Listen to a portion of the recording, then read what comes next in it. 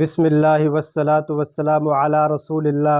انسان کے ذہن میں مختلف طرح کی کامیابی اور کامرانی کے تصور اور منصوبے ہوتے ہیں، اور ہر انسان کے ہاں کامیابی کے مختلف انداز ہیں اور مختلف اس کے درجات ہیں۔ لیکن اللہ رب العزت نے جس کامیابی کو حقیقی کامیابی قرار دیا ہے وہ جہنم سے بچ کر جنت کا حقدار ٹھہرنا ہے۔ اللہ رب العزت فرماتے ہیں فَمَنْ زُحْزِحَ عَنِ النَّارِ وَأُدْخِلَ الْجَنَّةَ فَقَدْ فَازَ۔ حقیقی کامیاب وہ ہے اور حقیقی کامران وہ ہے جو جہنم سے بچ کر جنت کا حقدار ٹھہرا۔ تو یقیناً اس جہنم سے بچاؤ کے اور جنت کے حصول کے مختلف اسباب اور ذرائع میں سے ایک بہترین یہ ماہ رمضان ہے جو اللہ رب العزت نے ہمیں عطا کیا ہے۔ اللہ رب العزت ہمیں اس ماہ رمضان کی حقیقی معنوں میں قدر کرنے کی توفیق عطا فرمائے کہ ہم اس رمضان کی قدر کر کے اس اللہ رب العزت کی جنت کے حقدار ٹھہریں۔ یقیناً ماہ رمضان کی قدر کرنے میں کئی ایک امور شامل ہیں۔ پہلی چیز یہ ہے کہ ماہ رمضان کے روزے رکھے جائیں۔ نبی علیہ السلام نے فرمایا من صام رمضان ایمانا و احتسابا غفر لہ ما تقدم من ذنبہ، کہ جو حالت ایمان میں اور ثواب کی نیت سے ماہ رمضان کے روزے رکھتا ہے، اللہ رب العزت اس کے ماضی کے تمام گناہ معاف فرما دیتے ہیں۔ اور اسی طرح نبی کائنات علیہ السلام نے فرمایا من قام رمضان ایمانا و احتسابا غفر لہ ما تقدم من ذنبہ، جو انسان ایمان کی حالت میں اور ثواب کی نیت سے ماہ رمضان کا قیام کرتا ہے، نماز تہجد پڑھتا ہے، نماز تراویح پڑھتا ہے، اللہ رب العزت اس کے بھی تمام ماضی کے گناہ معاف فرما دیتے ہیں۔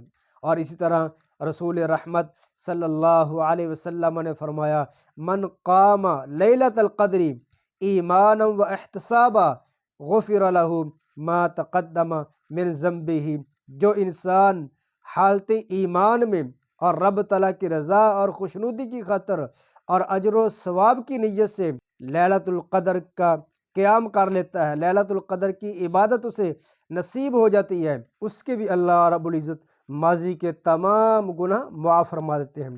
یقیناً ماضی کے تمام گناہ معاف ہونا یہ اللہ رب العزت کی بہت بڑی رحمت ہے اور ایک طرح سے جنت کی بشارت ہے، اور یہی ماہ رمضان کا مقصد ہے بندہ مومن مسلمان اپنے تمام گناہ بخشوا کر اللہ رب العزت کی رحمت کا، اس کی خوشنودی کا اور اس کی جنت کا حقدار ٹھہریں۔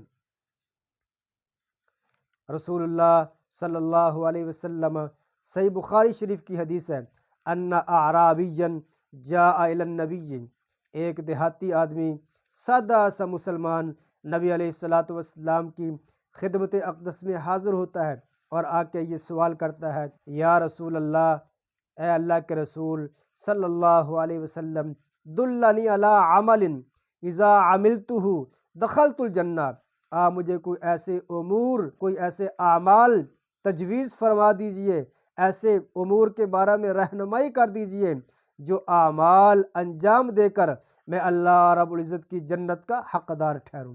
تو یہی مقصد ہے ماہ رمضان کا کہ اس کی قدر کر کے جنت کا حقدار بنا جا سکے۔ سادہ سے انداز میں انہوں نے سوال کیا اور بہت ہی خوبصورت انداز میں نبی علیہ السلام نے جنت میں لے جانے والے اعمال کے بارے میں ان کی رہنمائی فرمائی۔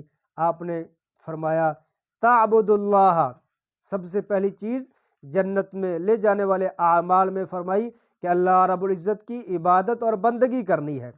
دوسری چیز ولا تشرک بہ شیئا، اللہ کی عبادت اور بندگی بھی کرنی ہے، لیکن اس رب تعالیٰ کی عبادت اور بندگی میں، اس کی ریاضت میں کسی اور کو شریک نہیں کرنا۔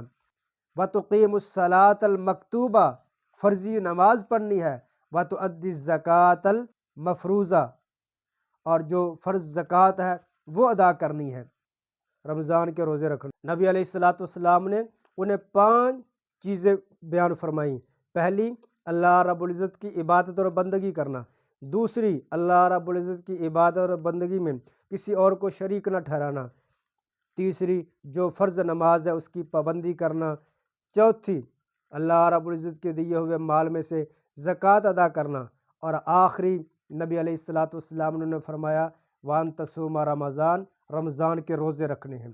تو رمضان کے روزے رکھنا یہ جنت میں لے جانے والے اعمال میں سے ہے، اور یقیناً جو رمضان کے روزے رکھتا ہے، نماز پنجگانہ کا اہتمام کرتا ہے، اللہ رب العزت کے رزق حلال میں سے زکوٰۃ ادا کرتا ہے، اور اللہ رب العزت کی عبادت اور بندگی کے ساتھ ساتھ کسی اور کو شریک بھی نہیں ٹھہراتا، تو یقیناً ایسا مومن مسلمان اللہ رب العزت کی جنت کا حقدار ٹھہرتا ہے۔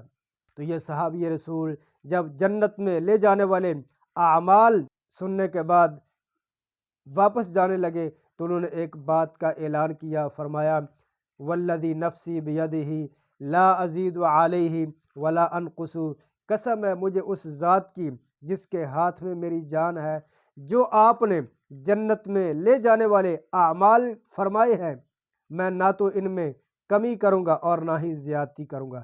یہ کہہ کر فلما واللہ، جب وہ صحابی رسول واپس جانے لگے تو نبی علیہ الصلاۃ والسلام نے کیا ہی خوبصورت انداز میں امت مسلمہ کو ترغیب دی اور اہل ایمان کی رہنمائی فرمائی۔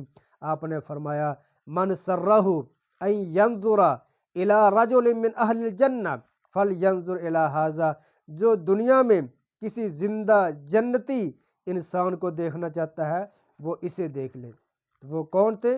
جنہوں نے آ کر جنت میں لے جانے والے اعمال کے بارے میں پوچھا، اور نبی علیہ الصلاۃ والسلام نے انہیں 5 اعمال کی تعلیم فرمائی، جن میں سے ایک رمضان بھی تھا۔